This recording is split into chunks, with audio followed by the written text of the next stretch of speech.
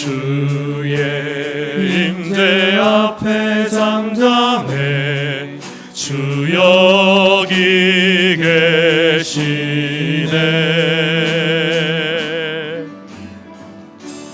와서 모두 굽혀 경배해 신령과 진리로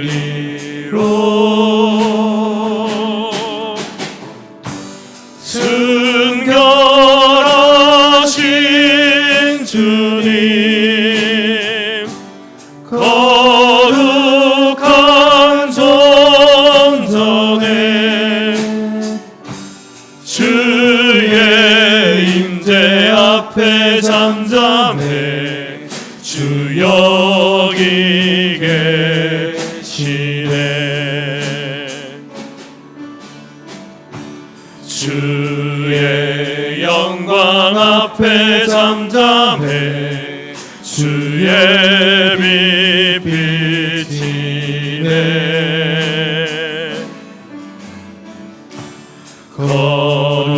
거룩한 불 태우시며 영광의 환승에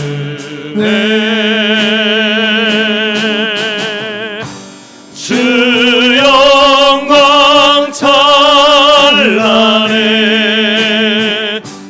빛 되신 우리 왕 주의 영광 앞에 잠잠해 주의 빛 비치네. 주의 능력 앞에 잠잠해 주 역사하시네.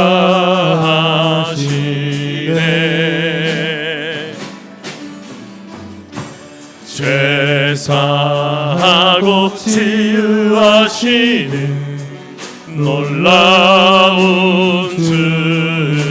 은혜 주 믿는 자에게 능치 못함 없네. 주의 능력 앞에 잠잠해 주 역사하시네.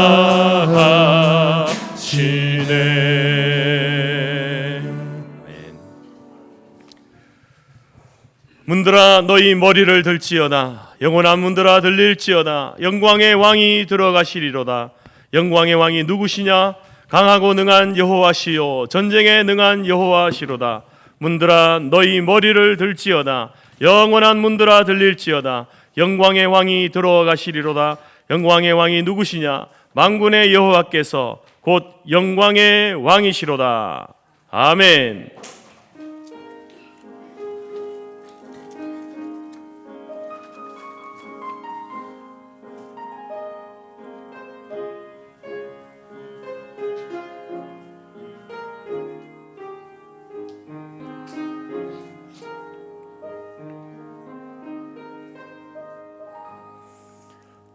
함께 사도신경으로 우리의 신앙을 고백합니다. 나는 전능하신 아버지 하나님 천지의 창조주를 믿습니다. 나는 그의 유일하신 아들 우리 주 예수 그리스도를 믿습니다.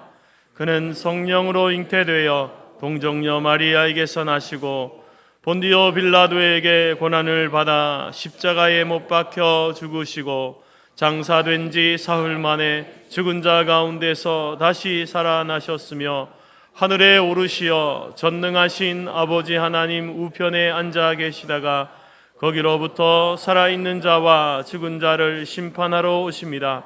나는 성령을 믿으며 거룩한 공교회와 성도의 교제와 죄를 용서하는 것과 몸의 부활과 영생을 믿습니다. 아멘. 찬송 19장입니다.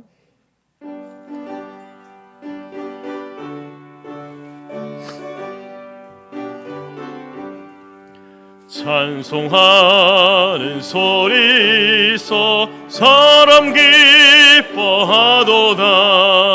하늘 아버지의 이름 거룩거룩하도다. 세상 사람 찬양하자.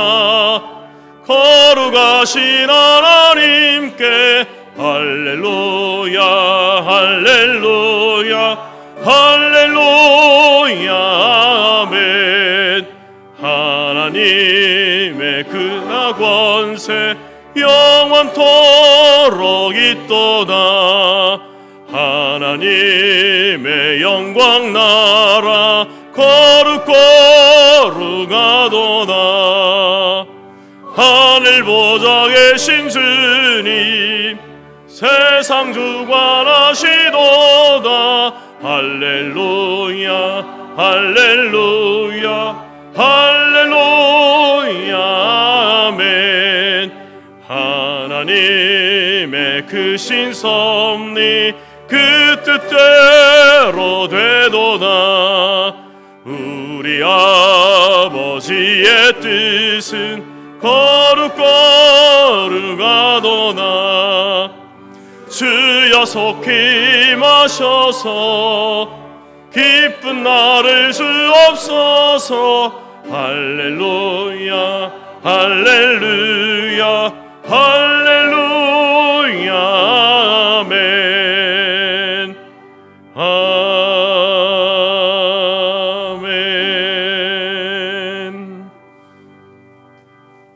함께 교동문 낭송합니다. 찬송가 뒤편에 84번 히브리서 11장입니다.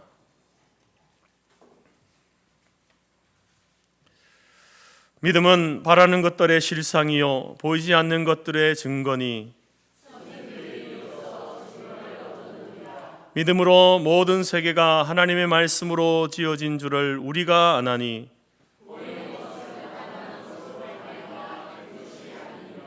믿음으로 아벨은 가인보다 더 나은 제사를 하나님께 드림으로 의로운 자라 하시는 증거를 얻었으니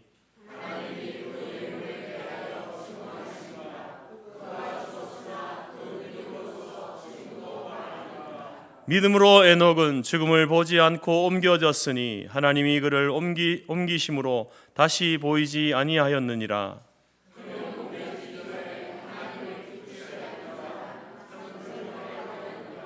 믿음이 없이는 하나님을 기쁘시게 하지 못하나니 하나님께 나아가는 자는 반드시 그가 계신 것과 또한 그가 자기를 찾는 자들에게 상 주시는 이심을 믿어야 할지니라. 아멘.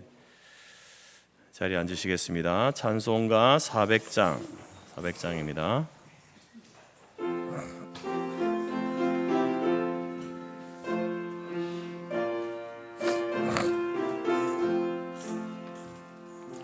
험한 시험물 속에서 나를 건져주시고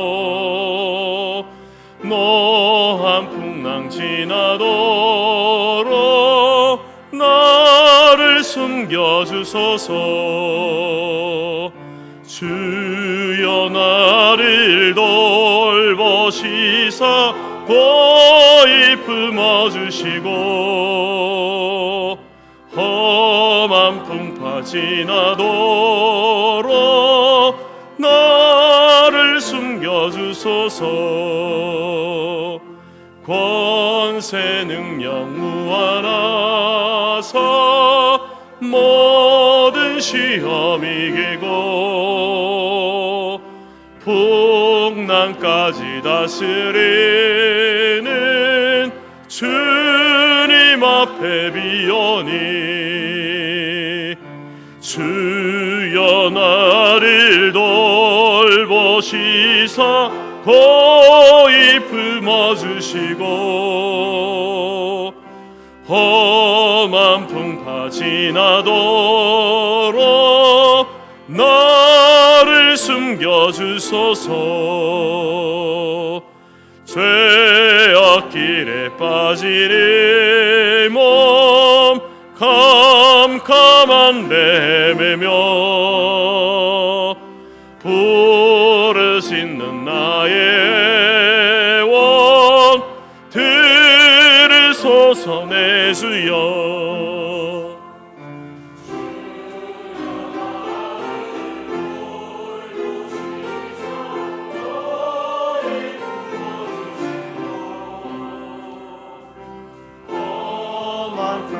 지나도록 나를 숨겨주소서. 아멘.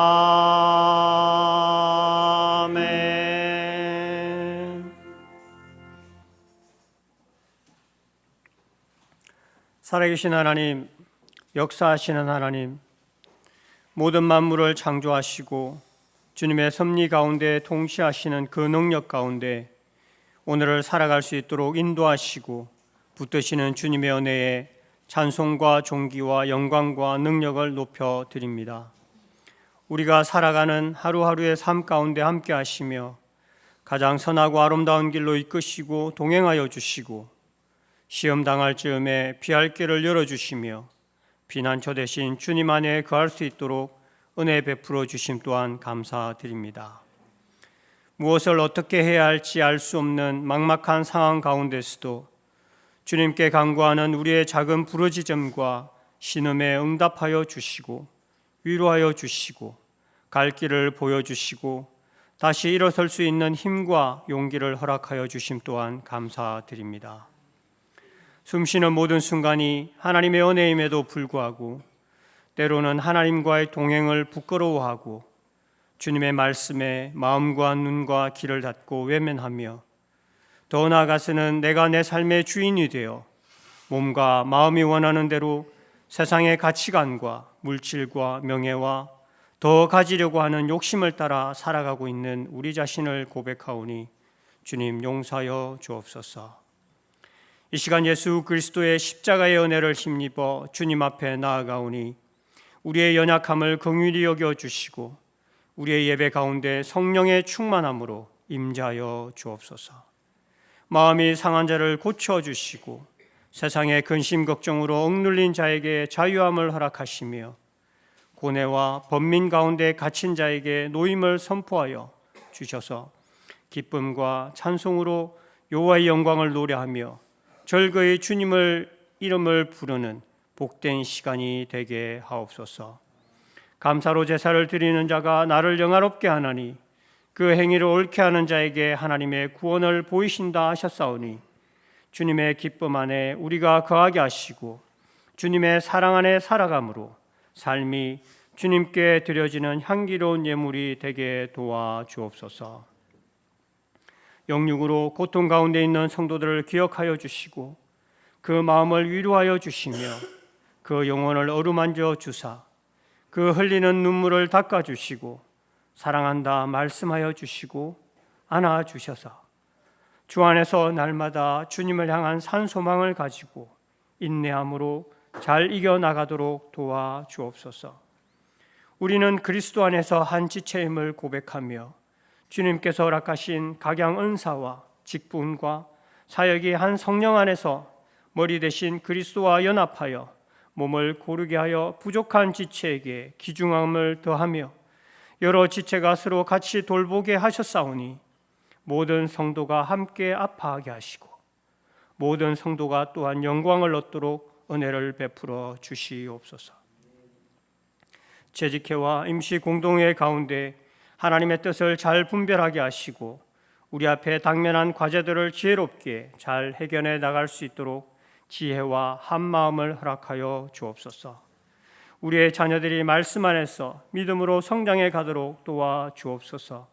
창조주 하나님을 기억함으로 그리스도 예수 안에 있는 생명으로 말미암아 구원에 이르는 지혜를 허락하시고 진리의 말씀을 옳게 분별하며 모든 선한 일을 행하기에 온전케 하여 주옵소서. 배움에 지식과 명철을 더하여 주시고 섬김의 본을 보이게 하시며 선한 일에 힘쓰며 거짓과 불의에 담대히 맞으며 하나님의 의와 사랑을 나타내는 주님의 귀한 용사들이 되도록 힘을 다하여 주옵소서. 특별히 해외와 타지와 군복무 중에 있는 우리의 자녀들의 건강과 안전을 지켜 주옵시고 외롭지 않게 하시며 말씀과 기도 가운데 굳게 서게 하사 위로하여 주심으로 그 맡겨진 본분을 잘 감당하도록 힘과 능력 또한 더하여 주옵소서. 6.3 지방선거를 통해 하나님을 두려워하며 말씀 앞에 신실하고 정직하며 국민을 위해 헌신할 수 있는 자들이 세워지게 하시고, 국민들에게는 당리당략이나 눈앞에 있는 이익을 쫓지 않고 올바른 판단력과 분별력을 가지고 바른 선택을 할 수 있도록 은혜를 베풀어 주옵소서. 세우신 대통령과 위정자들이 하나님으로부터 권세를 위임받았음을 알게 하시고 말씀에 위배되는 법안이나 법령을 제정하지 못하도록 하나님 막아 주옵소서. 특별히 한국 교회가 회개와 말씀으로 돌아가게 하시고 에스라와 같이 느헤미야와 같이 민족과 열방을 위해 기도하며 헌신하며 하나님 나라를 회복함으로 참된 예수 그리스도의 사랑을 실천하여 하나님의 주권과 영광이 이 땅 위에 회복되도록 긍휼을 베풀어 주시옵소서. 말씀을 통하여 일어난 모든 일들이 우리에게 본보기가 되고 말세를 살아가는 우리를 깨우치기 위하여 우리에게 말씀을 허락하여 주심을 감사드립니다.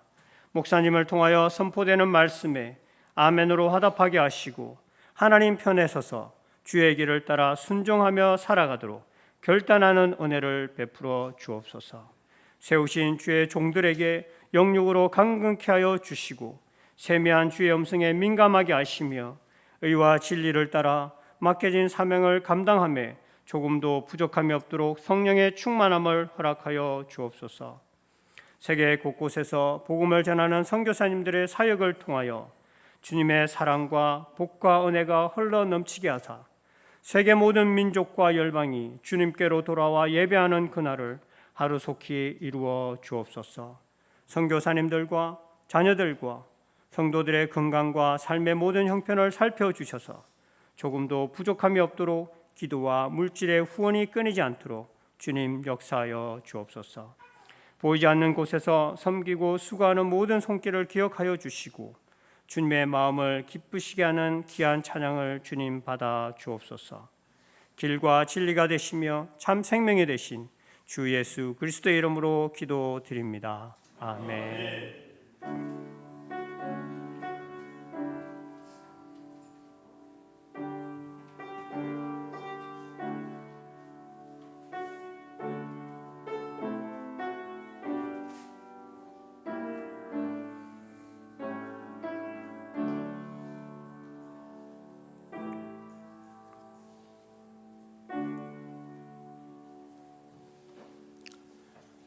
교회 소식 전해드리겠습니다.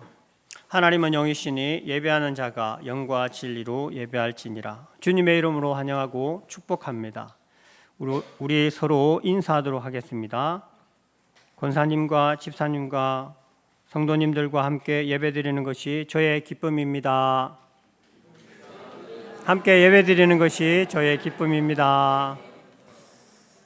감사합니다. 오늘 정기 재직회와 임시 공동회의가 있습니다. 정기 재직회는 2부 예배 후에 갖겠고요. 재직회 후에 임시 공동회의를 갖습니다. 임시 공동회의 안건은 교회당 재건축을 위한 협상을 돕고 감리를 맡을 업체를 정하는 건입니다. 점심 식사는 김밥으로 준비되었습니다. 오늘은 전도 주일입니다. 오늘 오후 2시에 전교인 전도 나가겠습니다. 각 선교회는 적극 동참해 주시길 부탁드립니다. 모임 안내입니다. 오늘 남녀 선교회 원래로 모입니다. 오후 2시에 전교인 전도 나갑니다. 그리고 23일 목요일 권사의 기도 및 단합 모임이 있습니다. 오전 10시에 교회 모여 가평 우리 마을로 출발한다고 합니다. 금주 금요일 사랑방 목장은 오전 11시에 모이겠습니다. 새롭게 165회 서울로회 임원들이 선출되었습니다. 참고해 주시기 바라며 담임 목사님은 고시부와 감사부, 그리고 김도노 목사님은 교육부, 저는 교육부와 재정부를 섬기게 되었습니다. 서울로회가 맡은 바 책임을 잘할 수 있도록 기도 부탁드리겠습니다. 김영환 목사님의 장남 은총군의 결혼식이 2026년 4월 25일 토요일 오후 1시 30분 한전 아트센터 본관 4층 양재홀에서 있습니다.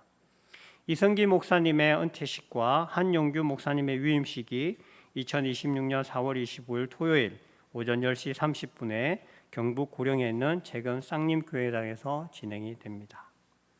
그리고 5월, 6월 매일 성경이 나왔습니다. 날마다 말씀 묵상으로 하나님의 뜻과 방법을 알아가고 하나님이 기뻐하시는 삶을 살아가기를 원합니다. 감사합니다.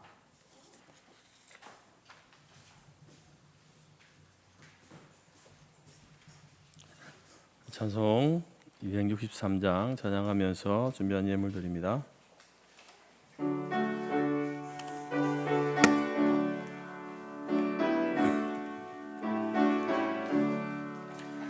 이 세상 험하고 나 비록 약하나 늘 기도 힘쓰면 큰 권능 얻겠네. 주의 은혜로 대속받아서 비와 같이 붉은 죄 눈같이 이겠네. 주님의 권능은 한없이 크오니 돌 같은 내 마음 곧 녹여주소서. 주의 은혜로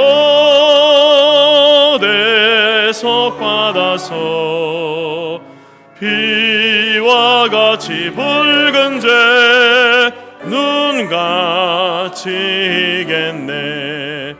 내 마음이 약하여 늘 넘어지오니 주 예수 임주사 굳세게 하소서. 주의 은혜로 대속받아서 비와 같이 붉은 죄 눈같이 이겠네. 죄 사함 받은 후 새 사람 되어서 주 앞에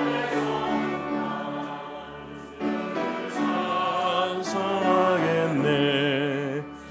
주의 은혜로 대속받아서 비와 같이 붉은 죄 눈같이 이겠네.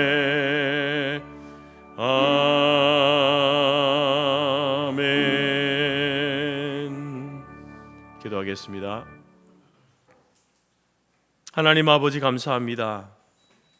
하나님께서 우리에게 만 가지 은혜로 우리의 삶을 인도하시고 다스려 가심을 고백하며 감사와 영광을 올려드립니다. 그 어떤 것으로도 다 갚을 수 없지만 주님, 이 시간 저희들이 주님의 은혜에 감사함으로 주님의 존전으로 나아왔습니다. 또한 참으로 작고 적은 것이지만 주님 앞에 우리의 마음을 담아서 귀한 예물을 드렸습니다. 하나님, 우리의 예배와 이 예물을 기뻐 흠양하여 주옵소서. 하나님께서 우리를 이 땅 가운데 두심은 하나님을 영원토록 찬송하며 그의 영광을 드러내기 위하여서 우리를 이 땅에 두신 줄 믿습니다. 마찬가지로 우리에게 건강과 물질과 재능을 주신 것도 그 모든 것들을 통하여 하나님의 존재와 하나님의 영광을 이 땅 가운데 드러내는 아름다운 향기로서의 삶을 살라고 우리에게 주신 줄 믿습니다. 오늘 우리가 드린 이 예물이, 우리의 드린 이 예배가 하나님 앞에 향연하는 제물, 예물 되게 하여 주옵소서. 우리 손에 쥐어진 모든 물질과 우리의 삶도 하나님 보시기에 하나님이 기뻐하시는 삶을 살아갈 수 있도록 날마다 성령 하나님께서 우리를 가르치시고 인도하여 주옵소서. 우리 장로님의 간절한 기도에 그 소원 하나님이 들어 응답하여 주시옵소서. 성도의 가정과 개인과 나라와 민족과 교회를 위하여서 열방을 향하여서 드린 그 기도가 하나님의 때에 응답되어지는 것을 보게 하여 주옵소서.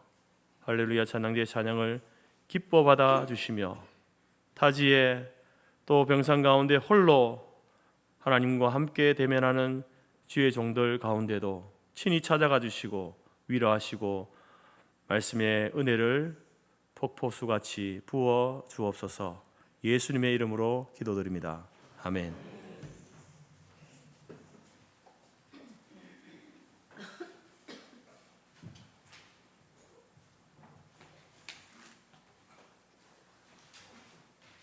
하나님 우리에게 주신 말씀은 창세기 26장 1절에서 11절까지이며 구약 35페이지 있습니다. 앞 화면에도 있습니다. 아브라함 때에 첫 흉년이 들었더니 그 땅에 또 흉년이 들매 이삭이 그랄로 가서 블레셋 왕 아비멜렉에게 이르렀더니 여호와께서 이삭에게 나타나 이르시되 애굽으로 내려가지 말고 내가 내게 지시하는 땅에 거주하라. 이 땅에 거류하면 내가 너와 함께 있어 내게 복을 주고 내가 이 모든 땅을 너와 내 자손에게 주리라.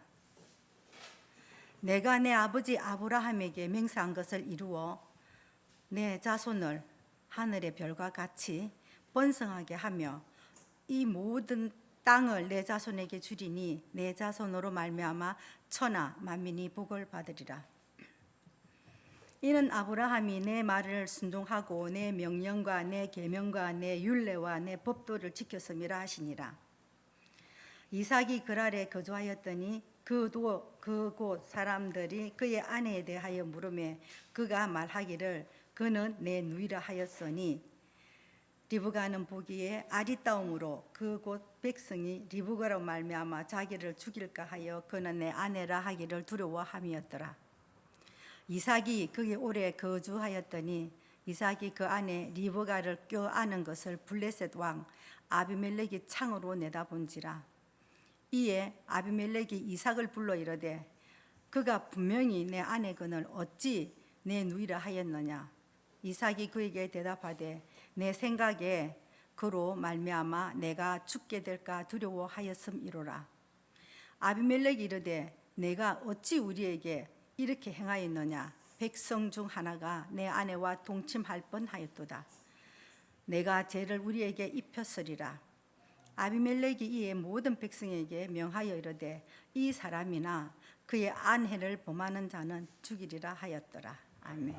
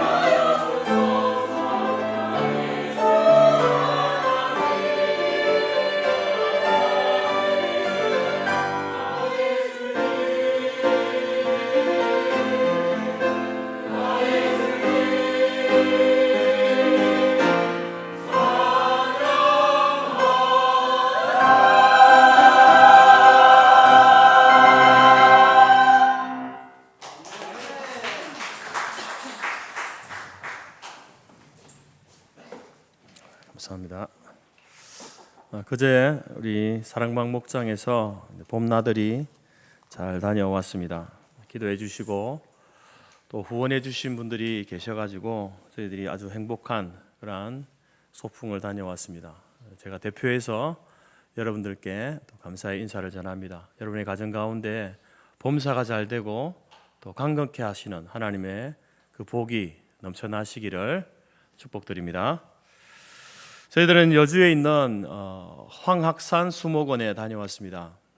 그렇게 크지 않은 수목원이었는데 아주 관리가 잘 되어 있고 또 풀, 나무, 꽃 거기에 이름들이 다 이렇게 적혀 있더라고요. 굉장히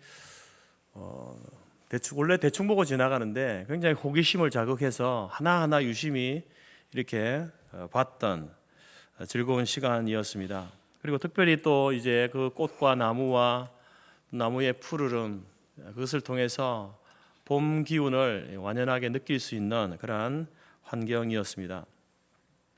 한 가지 이제 아쉬웠던 것은 좋은 환경에서 또 사람들이 잘 관리하면서 이렇게 자라나서 그런지 몰라도 이 꽃들의 향기가 그렇게 진하지는 않더라고요.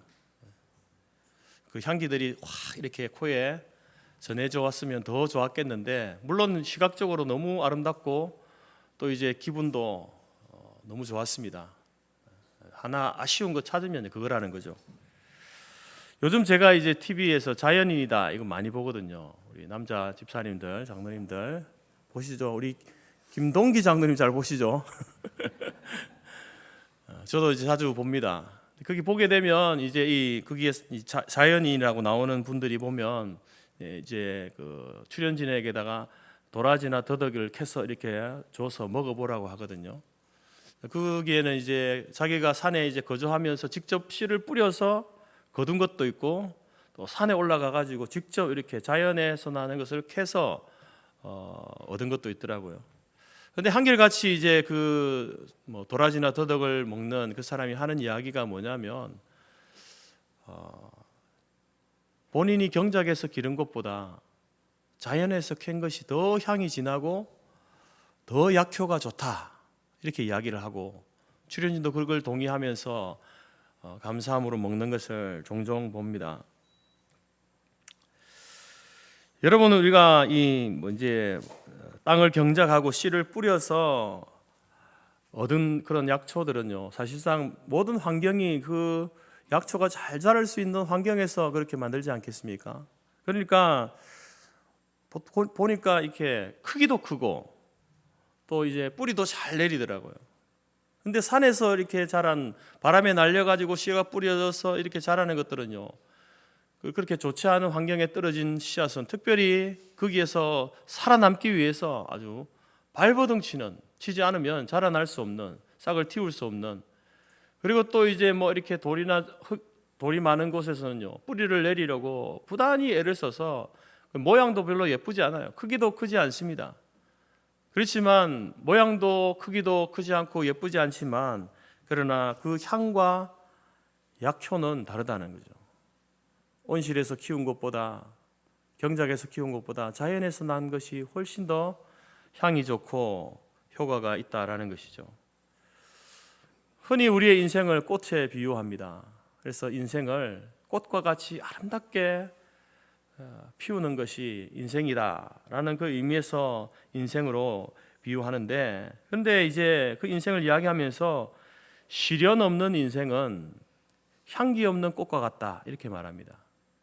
우리의 인생이 꽃에 비유되어지지만 그러나 그 인생이 시련이 없다고 한다면 마치 그것은 향기 없는 꽃과 같은 것이 된다 이런 이야기를 합니다. 같은 꽃이라도 온실에서 자란 꽃보다 거친 들에서 자란 꽃이 더 향기롭다라는 것이죠.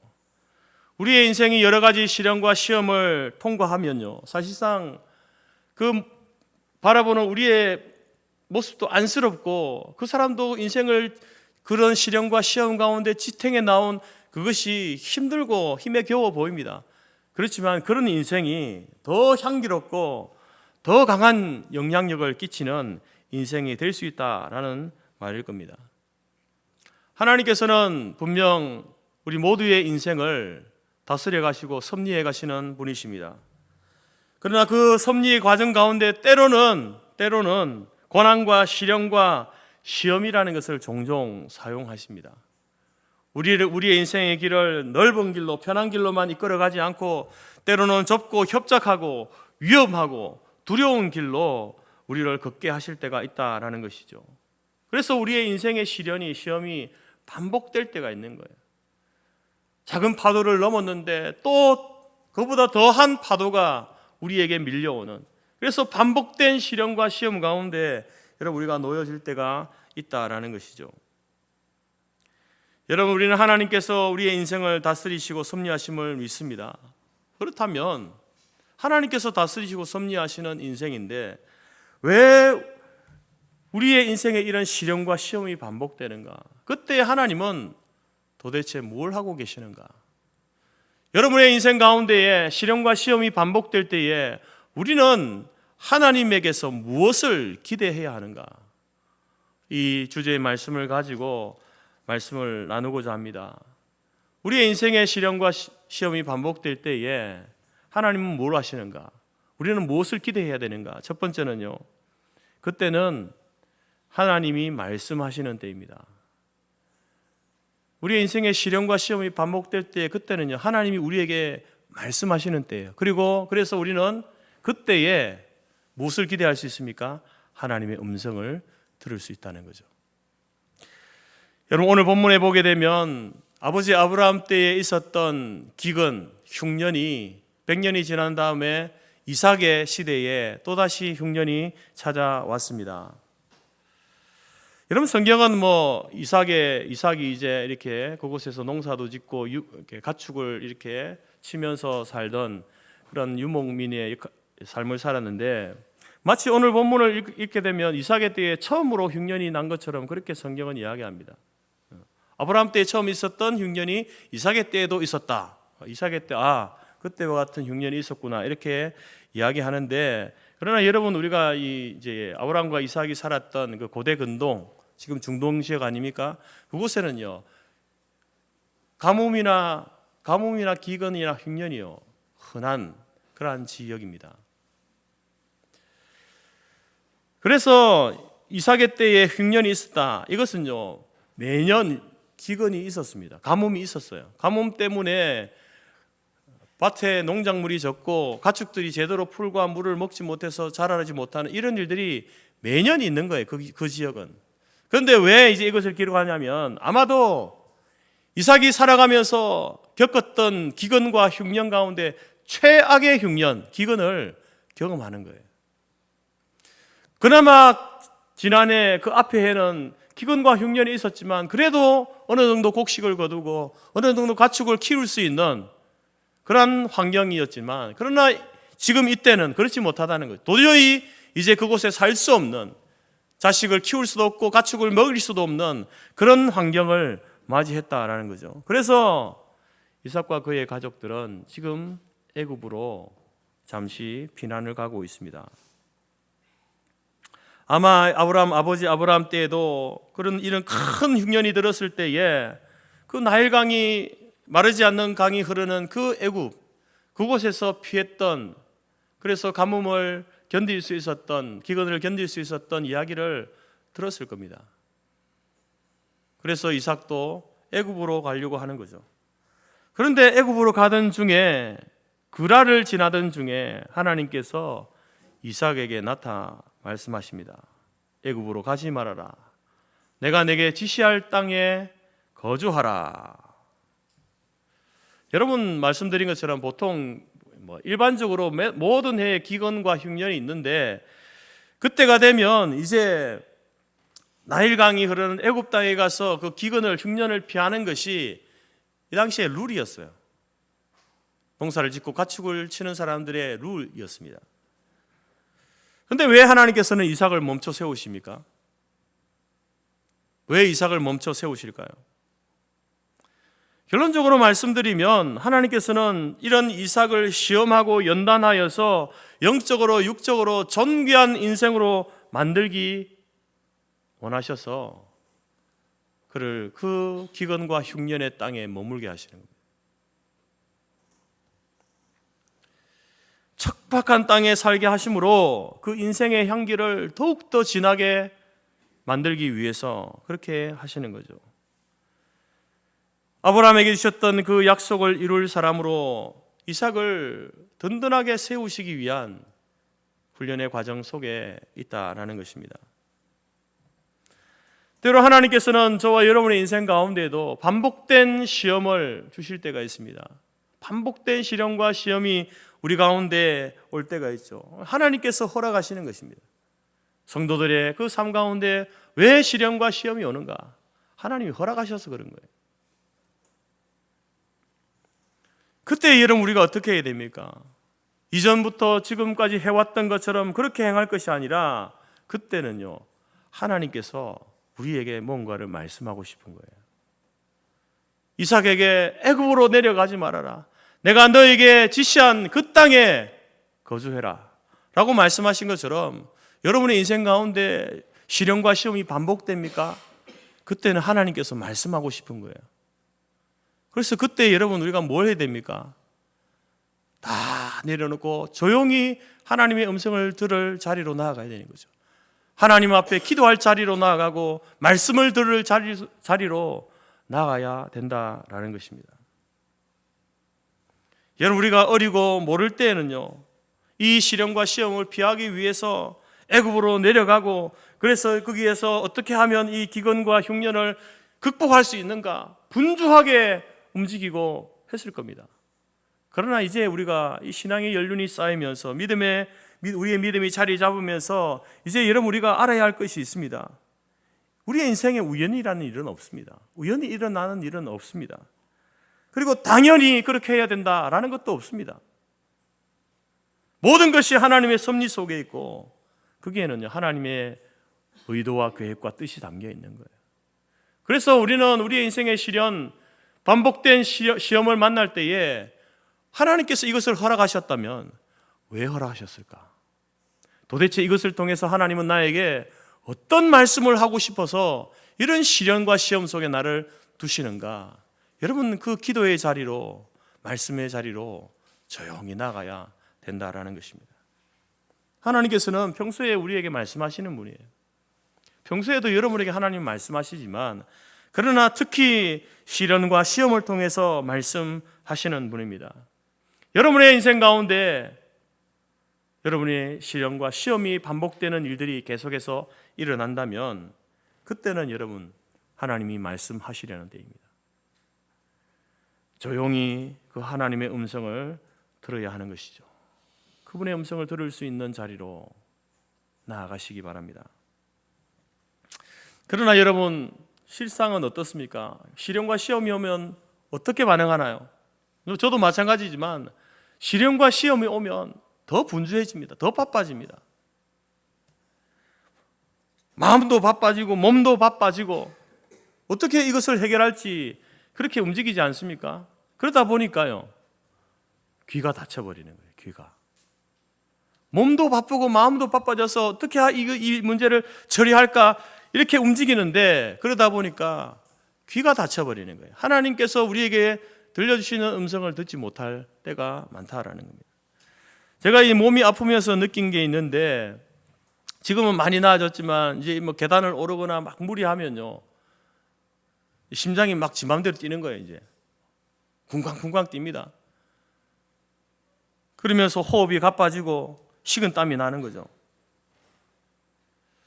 근데 그것이 육체적으로 그런 이상한 현상들이 일어나면서 육체만 아니라 집중력이 떨어지는 거예요. 그때가 되면 그냥 보통 때는 이렇게 가만히 앉아 있으면요 이렇게 뭔가 집중해서 일을 할 수 있습니다만 제가 막 움직여 가지고 심장이 막 뛰고 호흡이 가빠지고 땀이 나고 그러면 집중력이 떨어지는 거예요. 손에 쥐고 있던 물건을 툭 떨어뜨리거나 막 제가 어떤 것을 해야 되는데 제대로 잊어버리고 하지 못하고 생각이 멍해지는 이런 현상들이 있는 거예요. 우리 몸의 기능을 정상화하기 위해서 막 심장이 뛰는 건 아니겠습니까? 호흡이 가빠지고 땀이 나는 거죠.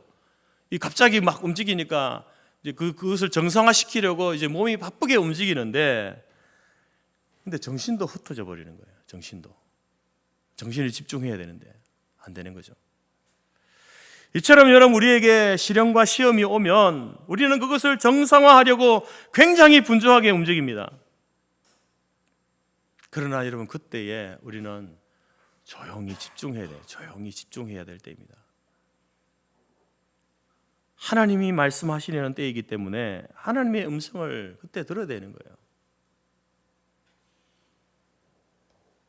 사랑하는 성도 여러분, 여러분의 인생 가운데 지금 시험과 시련이 반복되고 있습니까? 그러면 모든 분주함을 잠시 내려두고 기도의 자리로 나아가시기 바랍니다. 말씀을 들을 수 있는 자리로 나오시기 바랍니다. 그리고 하나님의 음성에 귀를 기울여 보세요. 하나님께서 이삭에게 애굽으로 가지 말아라, 내가 아브라함과 너의 후손들에게 주겠다고 약속한 그 땅에 거주하라. 하나님께서 아브라함에게는 이 말씀을 하지 않았어요. 똑같은 일이 있었지만 말씀을 하지 않았지만 이삭에게는 이 말씀을 하셨습니다. 하나님의 음성을 들려주셨습니다. 여러분, 저와 여러분도 시험과 시련이 올 때에 잠시 내려놓고 하나님의 말씀에 귀를 기울이면, 집중하게 될 때에 분명히 그때에 여러분, 우리에게 들려주시는 하나님의 음성이 있을 줄 믿습니다. 그것을 통해서 우리는 하나님의 뜻을 알게 될 것이고, 또한 그 시련과 시험을 능히 극복하고 이겨나가게 될 줄로 믿습니다. 두 번째로, 우리의 인생의 시험이 반복될 때에 그때는요, 나의 진솔한 모습을 마주할 때입니다.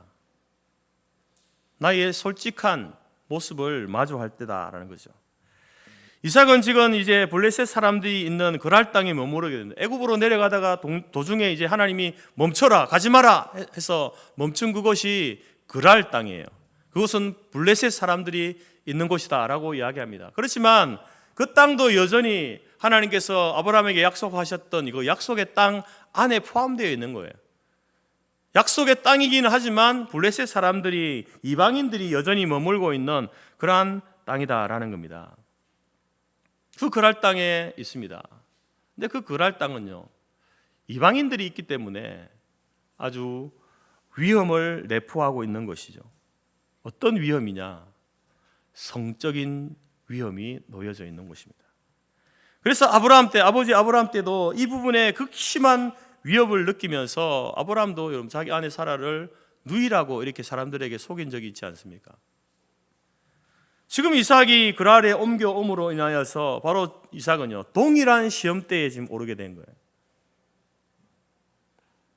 그래서 누가 이삭에게 묻습니다. 저 아리따운 저 여인은 누구냐? 결혼은 했는가? 이런 질문을 하는 겁니다. 왜 이런 질문을 할까요? 이 당시에 여러분, 결혼한 여인은요, 남편의 소유가 됩니다. 아무도 못 건드리는 거예요. 다른 말로 하면 그 남편이 사라지면 누구나 결혼할 수 있는 그런 존재가 되는 거예요.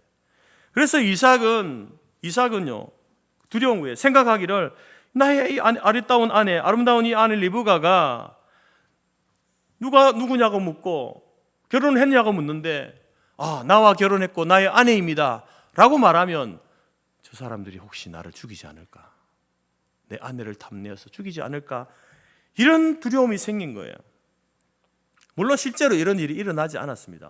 나중에 이 스토리를 읽어보면 그런 일이 일어나지 않았지만 충분히 가능성이 있는 일이죠. 여러분, 이 이삭의 이 복잡한 생각 끝에 하는 말이 뭡니까? 저 여인은 저의 누이입니다. 왜 이런 이야기를 합니까? 그 이유는 오늘 성경은 두려움 때문이다라고 이야기합니다. 두려워서 그래요. 두려워서. 나중에 여러분, 이 아비멜렉에게 이제 이 이야기를 할 때에도 9절에 보니까 뭐라고 합니까? 내 생각에 아내 때문에 내가 죽게 될까 두려워서 그렇게 거짓말했습니다. 내 아내이지만 누이라고 거짓말한 것은 혹시나 이 아내로 인하여서 내가 죽게 될까 두려워서 그렇게 했다라고 말하지 않습니까? 여러분, 이삭은요, 두려움 때문에 거짓말한 거예요. 여러분, 두려움이 생기는 거, 여러분 살다 보면 우리의 두려움이 생길 수 있잖아요. 뭔가 새로운 일을 시작하기 전에 두려움이라는 게 있습니다. 질병에 걸릴 때도 두려움이 생기잖아요. 그래서 두려움이 생기는 감정을 우리가 어떻게 합니까? 아니 생기는데 어떻게 해요? 두려움이 생기는 것을 여러분 원천적으로 막을 수 있나요? 그럴 수 없습니다. 두려움이 생기는 것은 막을 수 없지만 그럼 문제가 뭡니까? 두려움에 사로잡히고 두려움 때문에 거짓말하고 두려움 때문에 옴짝달싹하지 못하는 그 모습이 문제인 거죠. 지금 이삭이 그런 상태에 있는 겁니다. 그래서 이삭에게 이 두려움은요, 이삭의 그 불신앙의 모습을 보여주는 거예요. 하나님을 신뢰하지 못하는 거죠. 하나님께서 내 아내 리브가와 나 이삭을 하나님께서 저 그랄 사람들, 블레셋 사람들로부터 우리를 지켜주실 것이다에 대한 신뢰가 무너져 버린 거예요. 그래서 거짓말한 겁니다. 그래서 이 두려움은요, 우리 안에 일어나는 두려움, 그 두려움 속에 계속해서 여러분 빠져 있는 사람은요, 그것은 단순히 감정의 문제가 아니라 이제는 어떻게 되는 겁니까? 우리의 신앙의 문제로 연결되는 거예요. 불신앙의 모습으로 드러날 수 있다는 겁니다. 그러면 여러분, 이삭은 그러면 믿음이 없는 사람입니까? 이삭이 믿음이 없어서 이렇게 했나요? 아닙니다, 여러분. 이삭은 믿음이 있는 사람입니다. 어쩌면 저와 여러분보다 더 큰 믿음을 가지고 있는 사람이에요. 자기 아버지가 자기를 제물로 바쳐서 죽이고자 할 때에 여러분 그 죽음의 순간까지 따라가지 않습니까? 아브라함에게도 그때 부활의 신앙이 있었지만 어린 이삭에게도 여러분 부활의 신앙이 있었던 거예요. 부활에 대한 믿음이 있었기 때문에 따라간 거예요. 그때 당시 나이 이삭의 나이 한 20살 정도 됐는데 이삭이 그걸 모를까요?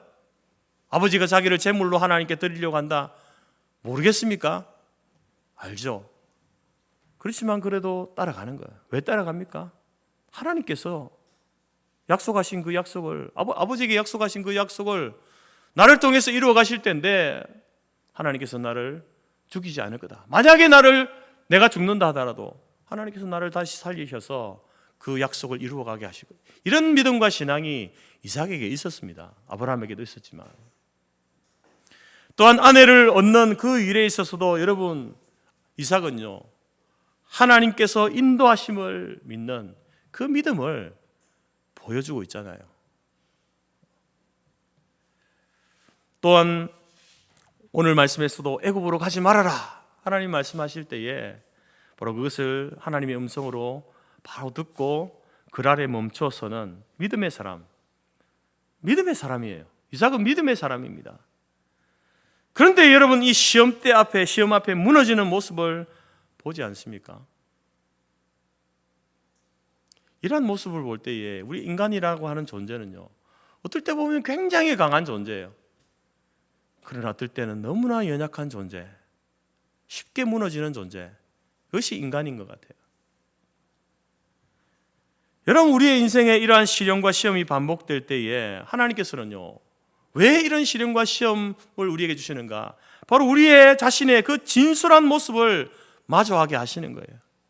우리가 강한 존재 같지만, 우리가 정말 믿음이 좋은 사람 같지만, 그러나 그렇지 못한 연약함이 우리 가운데 있다. 이것을 하나님께서는 알려주시는 거예요. 나의 나약함과 무지함과 불신앙적인 모습을 그 시련과 시험 앞에서 솔직하게 보게 하시는 거예요. 여러분 이삭의 이러한 모습은 남편으로서 얼마나 부끄러운 모습입니까? 요즘 말로 얼마나 찌질한 모습이에요. 자기 아내를 아내라고 말하지 못하고 누이라고 말하는, 무서워가지고 두려워가지고 혹시 저 사람들이 나를 죽이지 않을까? 여보 미안해. 저 사람들이 혹시 나를 죽일지 모르니까 내가 누이라고 할게. 왜 하나님께서는 이삭에게 이런 시련과 시험을 통해서 그 부끄러운 모습을 대면하게 하십니까? 부끄럽게 하시려고요? 우리를 부끄럽게 하기 위해서? 우리를 비굴하게 만들기 위해서? 아닙니다, 여러분. 하나님께서는 이러한 일들을 통해서 우리를 보게 하시는, 내가 이렇게 나약한 사람이구나, 이 사실을 스스로 인정하도록 하게 하시기 위해서 그런 거예요. 우리가 이렇게 믿음이 있다라고 내가 생각했지만 내가 믿음이 없는 사람이었구나 라는 사실을 하나님 앞에서 인정하도록 하시기 위해서 여러분 이러한 부끄러운 모습을 대면하게 하시는 것이죠. 그것을 통하여서 뭘 하시는 겁니까? 그렇게 그래 너는 참 부끄러운 존재야. 너 비굴한 사람이야. 이 사실을 우리에게 알려주는 것도 있지만 그것을 통하여서 어떻게 하라는 거예요? 우리를 하나님 앞에서 우리의 내면이 깊어지고 우리의 내면이 확장되어지는, 다시 말해서 우리의 믿음과 신앙이 인격이 더욱더 넓어지고 깊어지는 그 일을 위하여서 우리의 연약하고 부끄러운 모습을 직면하게 하시는 거예요. 우리의 인생을 더 단단하게 만들어 가시는 거예요. 돌 중에 여러분, 지구상에 있는 돌 중에 가장 단단한 돌이 뭡니까? 다이아몬드죠. 이 다이아몬드가 여러분 그냥 뭐 다이아몬드 원석으로 캐면 별로 가치가 없습니다. 뭐 다이아몬드 발견했다고 바로 이렇게 팔아버리면 뭐 가치를 제대로 받지 못하죠. 그러나 세공업자가 그것을 정밀하게 이렇게 깎고 만들면요, 거기에 두 가지 이제 현상이 있는데, 하나는 브릴리언스라는 현상이 있고요. 이것은 뭐냐면 이제 빛이 비추면은 그 다이아몬드가 어떻게 됩니까? 반짝반짝 빛나죠. 그게 브릴리언스랍니다. 사전 찾아보세요. 나중에 집에 가서 브릴리언스가 무슨 뜻인지. 그리고 또 하나는 뭐냐면 파이어 효과. 이건 뭐냐면 이제 그 반짝반짝하는 그 빛이 어떻게 비칩니까? 여러분 눈에 다이아몬드 혹시 가지고 계신가? 반지 끼고 오셨나요? 무지개 빛이 보이잖아요. 그게 파이어 효과랍니다. 그 반짝반짝하고 그리고 무지갯빛이 빛나는 그런 진짜 보석, 다이아몬드가 되었을 때의 그 돌이 가치를 바라는 거죠. 그 제일 작은 게 0.5캐럿, 1캐럿, 0.5캐럿 있나요? 그 작은 것이라 할지라도요, 그게 그 효과가 잘 이 세공업자를 통해서 발현되게 되면요, 엄청나게 비싼 값으로 팔린다는 겁니다. 그런데 여러분 이 다이아몬드가 원래 뭡니까? 화학 원소 기호가 뭔가요? C 맞죠? C. 탄소랍니다. 탄소. 우리 탄소는요, 우리가 생활하는 여러분이 사용하는 것 중에 대부분의 탄소를 변형해서 만든 것들이 많습니다. 대표적인 게 우리 옛날에 여러분들 학교에서, 지금은 이제 뭐 안 쓰겠지만 연필 심 있잖아요. 그 탄소로 만든 거죠. 근데 그 탄소가 정말 다이아몬드가 되려면요, 탄소를 많이 그러면 모으면 다이아몬드 되는가? 아니죠. 탄소를 많이 모은다고 그게 다이아몬드가 되는 게 아니에요. 다이아몬드가 되려면요, 실험과 시험을 당해야 돼요. 그래서 900도에서 1300도 되는 높은 온도와 900도, 90도가 아니고 900도와 1300도 그 사이의 온도와, 높은 온도와 4.5에서 6기가파스칼의 압력. 온도는 그래도 뭐 상상, 온도 1600도, 900도, 1600도, 용광로하고 비슷하네, 이 정도 이제 상상이 되는데 6기가파스칼의 압력이면 어떤 압력이겠습니까? 우리 대기압이 얼마죠? 대기압이 1기압 10만 파스칼이라 그래요. 그 대기압의 6만 배에 해당되는 압력, 6기가 파스칼입니다. 상상이 안 되시잖아요. 그래서 이 다이아몬드는요, 우리 멘털이라 그럽니까? 지구의 핵. 거기에서 그 높은 온도와 그 압력 하에서 탄소가 이렇게 있을 때 그것을 통해서 만들어지는 게 다이아몬드라는 거예요. 다이아몬드가 그냥 만들어지는 게 아니에요. 실험과 시험을 당할 때에 다이아몬드가 만들어지는 거죠. 우리나라 나무 중에 가장 단단한 나무가 뭡니까? 박달나무예요.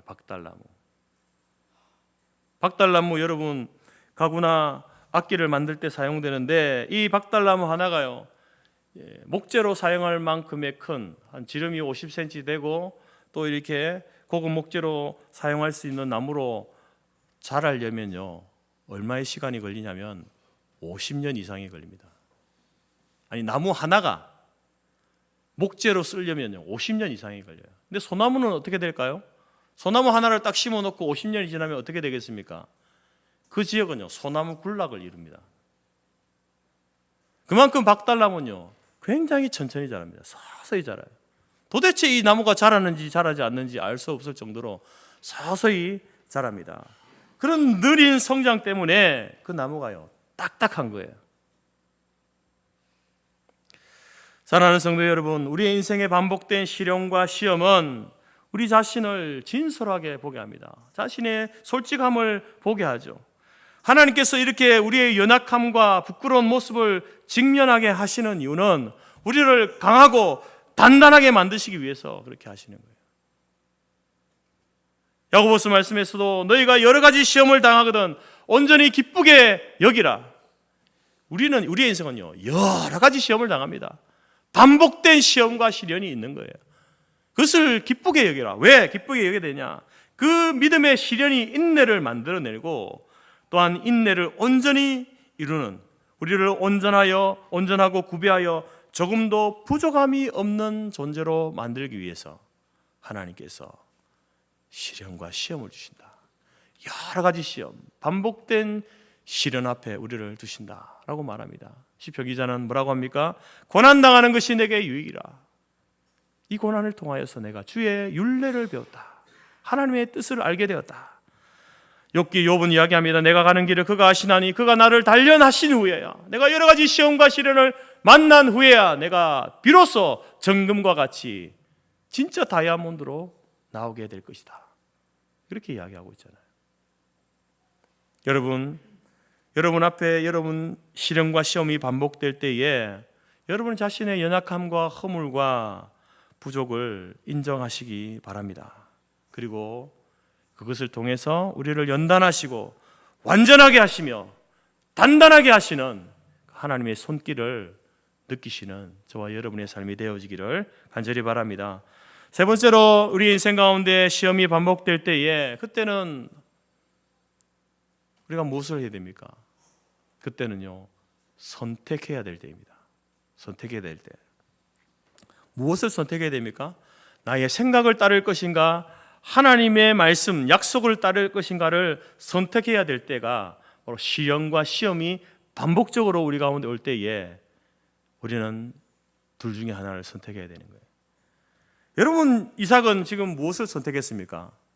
애굽이 아니라, 물이 풍성한 애굽이 아니라 여전히 가뭄과 흉년이 있는 약속의 땅, 그랄, 그 땅을 선택하게 됩니다. 그 선택의 결과가 무엇인가요? 물론 어려움도 있었지만 그러나 그 선택의 결과를 오늘 12절은 이렇게 이야기합니다. 이삭이 그 땅에 농사하여 100배의 결실을 얻었다. 여전히 가뭄과 흉년이 있는 그러한 땅이지만 하나님께서는요, 하나님의 약속의 말씀을 선택하고 그 땅에 멈춰 섰을 때에 하나님께서는 이삭에게 농사로서 100배의 결실을 맺게 하는 은혜를 주십니다. 또한 그 다음 13절에 보십시오. 그 사람이 창대하고 왕성하여 마침내 거부가 되었다. 여러분, 이삭은요 아버지 아브라함으로부터 많은 재산을 물려받은 사람이에요. 그래서 사실상 처음부터 부자였어요. 그런데 오늘 본문에서는 뭐라고 합니까? 그 사람이 창대하고 왕성하여 마침내 거부가 되었다. 아니 원래 부자였는데 더 엄청난 부자가 되었다는 거예요. 그리고 14절에 보십시오. 양과 소가 때를 이루고 종이 심이 많으므로, 당시의 재산의 대표적인 것이 바로 가축, 종, 때를 이루고 심이 많게 되었다. 그리고 15절 이하의 말씀은 무엇에 대한 이야기입니까? 가는 곳마다 땅을 팠는데 물이 나오는 거예요. 물이 펑펑 터져 나오는 거예요. 아니 가뭄의 때라니까요. 물이 없는 때입니다. 그런데 가는 곳마다 아버지가 뚫어 놓았던 그 우물, 사람들이 다 막아 놓았던 것을 다시 돌을 더 내어 보니까 물이 솟아오르는 거예요. 거기서 쫓겨나고 그랄 땅에 또 이 우물을 직접 이제 파서 팠는데 또 물이 나오는 거예요. 신나해서 에색해서 물이 나오는 겁니다. 그럴 사람들이 우리 땅이니까 우리 것이다 쫓아내니까 군말하지 않고 물러납니다. 물러나서 어디까지 갑니까? 르호보까지 가는 거예요. 가는 곳마다 물이 나옵니다. 사랑하는 성도 여러분, 하나님께서 왜 우리의 인생에 이런 반복된 시련과 시험을 허락하십니까? 그것은요, 복을 주시기 위해서 그런 거예요. 복을 주시기 위해서 그런 거예요. 그런데 하나님께서는요, 우리에게 복을 주실 때에 떠먹여 주지 않습니다. 하나님은 복을 주시지만 내가 너에게 복을 주겠다라고 약속하시고 말씀하시지만, 그렇다고 해서 여러분 뭐 나무 밑에서 입 벌리고 있는다고 해서 그 열매가 떨어지는 그런 식으로 방식으로 복을 주지 않습니다. 옛날에 여러분 우리 할머니들이 우리를 키울 때에 어떻게 키웠습니까? 딱딱한 음식을 먹이려면 어떻게 했습니까? 자기가 직접 씹어서 가루를 만들고 그래가지고 다시 해가지고 숟가락에 해서 이제 손자를 먹이잖아요. 뭐 모르는 애는 그냥 먹죠. 어떤 애는 또 끝까지 안 먹으려는 애 있어요. 어떻게 합니까? 입을 벌려가지고 억지로 집어넣잖아요. 고집이 있는 애는 어떻게 합니까? 안 씹습니다. 안 넘깁니다. 어떻게 합니까 그러면? 아유 그래 뭐 네가 안 먹으니까 할 수 없다. 그렇게 하지 않아요. 물을 먹여서라도 넘기게 만드는 거예요. 하나님은요 우리에게 복을 주실 때에 그렇게 주지는 않습니다. 우리가 하나님 저 복 안 받을래요 한다고 씹어가지고 하나님이 우리에게 먹여주시고, 그래도 안 하면은 잡아서 넣어주시고 물을 먹여서라도 넘기게 해가지고 그런 식으로 하나님은 복을 주지 않습니다. 하나님께서는 우리에게 복을 주시면서 내가 너에게 복을 주겠다라고 하시면서 뭐라고 하시냐면, 그러니까 너의 입을 넓게 열어라. 넓게 열어. 너의 입을 넓게 열어라. 그러면 내가 채우겠다. 그렇게 말씀하세요. 그래서 우리가 하나님께서 우리에게 복을 주시겠다고 약속하셨습니다. 그런데 언제 그 복을 받느냐? 내 생각이 아니라 하나님의 뜻에 순종할 때 그 복을 받게 되는 거예요.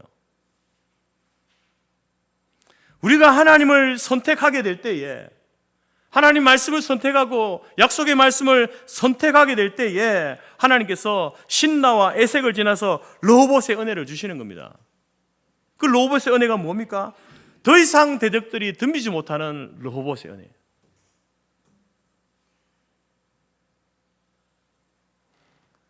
이전의 우물보다 더 풍성한 물을 얻게 되는 곳이 르호봇이에요. 이삭은 가는 곳마다 우물을 팠는데 물이 나왔습니다. 그런데 이 르호봇은요, 자기가 빼앗기고 양보하고 물러났던 에색과 신나보다 훨씬 더 넓은, 훨씬 더 풍성한 물을 얻게 된 것이 르호봇이라는 겁니다. 그로 인하여 번성케 하시는 은혜가 르호봇의 은혜예요. 하나님이 바로 이런 은혜를 우리에게 주시는 거예요. 언제요? 선택할 때에 내 생각과 내 뜻이 아닌 하나님의 생각과 계획과 뜻을 선택할 때에, 우리의 입을 넓게 열 때에 하나님께서 채워주신다는 겁니다. 사랑하는 성도 여러분, 여러분의 인생 가운데 시련과 시험이 반복될 때에 불평하거나 불신앙으로 반응하지 마시기 바랍니다. 그때가 여러분 우리가 선택해야 될 때, 불평하고 있을 때가 아니라 무언가를 선택해야 되는 거예요. 둘 중에 하나를 선택해야 되는 거예요. 하나님의 말씀, 세상의 가치, 둘 중에 선택해야 되는 거예요. 하나님과 재물, 둘 중에 하나를 선택해야 되는 거예요. 그때 여러분 하나님의 말씀을 선택하시기 바랍니다. 하나님을 선택하시기 바랍니다. 그렇게 하면요, 하나님은 합력하여 선을 이루게 하시는 거예요. 합력하여. 이삭이 뭘 선택합니까? 물이 풍성한 애굽을 선택하지 않습니다. 그 땅에 머물러 할 때에 하나님 말씀을 선택합니다. 또 그것에서 이제 농사를 짓기 위해서 우물을 파고 가축을 먹이 위해서 우물을 팠는데 파는 곳마다 사람들이 와서 쫓아내는 거예요. 우리 거다. 네 땅이 아니다. 원래부터 우리 거였다. 위협하고 위해하고 할 때에 두 말 없이 물러나냐. 알았습니다. 물러납니다. 당신들 가지십시오. 그렇게 여러분 할 때에 결국은 뭡니까? 하나님께서 그에게 르호봇의 은혜를 주시는 거예요. 가장 넓고 풍성한 물을 얻게 되어지는 그 은혜를 하나님께서 주시는 거죠. 마찬가지로 여러분, 지금은 우리가 하나님을 선택하고 하나님의 뜻을 선택하면요, 그게 손해처럼 보입니다. 아니, 당장 애굽에 가면 물이 있는데 왜 굳이 여기 그랄에 머물러야 되느냐? 우리에게 손해다. 가축이 굶어 죽고 말라 죽고 하는 것들을 봐야 되는 거예요. 그러나 결과는 뭡니까? 거부가 되는 거예요. 100배의 결실을 맺는 겁니다. 르호봇의 은혜를 하나님께서 주시는 것이 우리에게 인생의 반복된 시련과 시험을 주시는 이유라는 겁니다.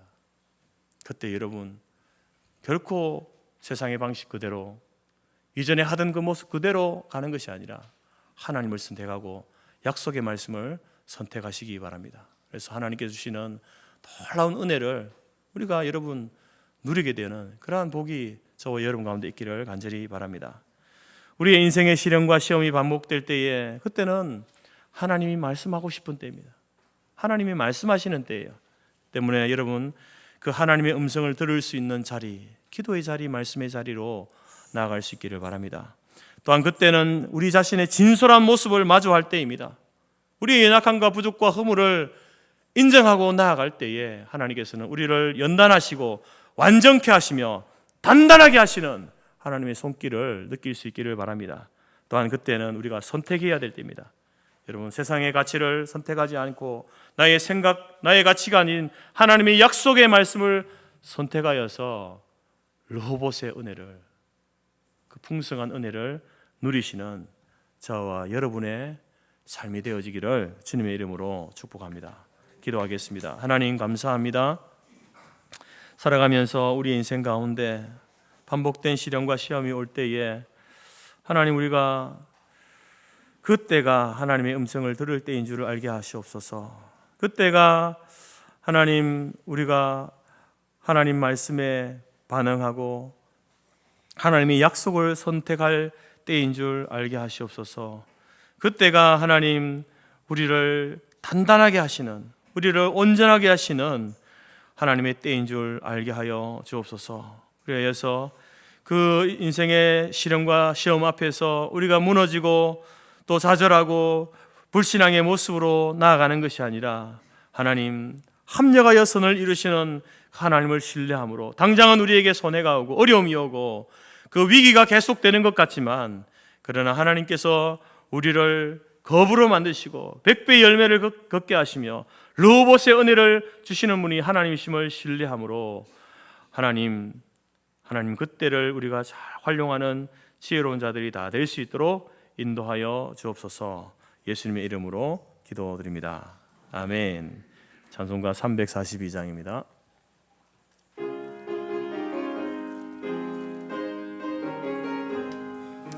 너 시험을 당해 죄 짓지 말고 너 용기를 다해 곤물 내치라.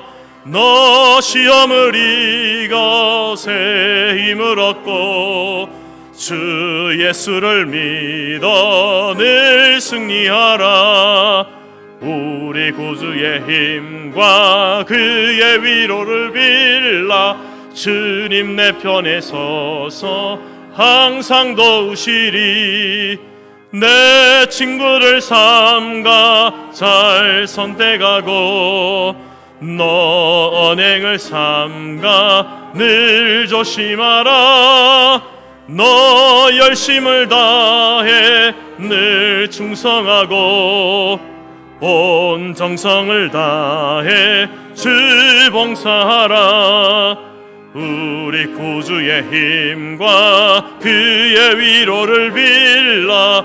주님 내 편에 서서 항상 도우시리.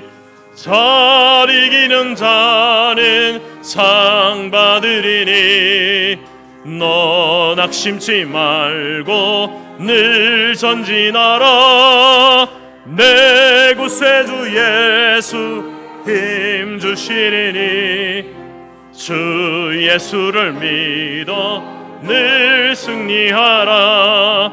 우리 구주의 힘과 그의 위로를 빌라. 주님 내 편에 서서 항상 도우시리.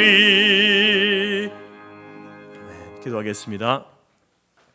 지금은 우리 주 예수 그리스도의 은혜와 하나님 아버지의 크신 사랑과 성령의 교제 교통 충만케 하신 은혜가 우리 인생 가운데 시련과 시험이 반복될 그때에 하나님의 음성을 듣기 위하여 기도의 자리, 말씀의 자리로 나아가고 우리 자신의 부족과 연약함을 직면함으로 인하여서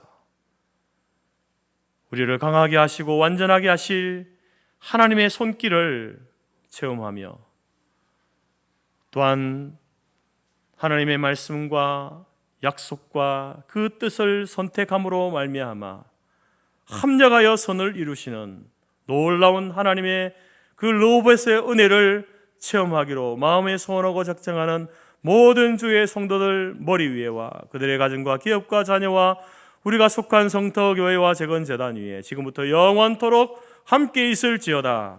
아멘.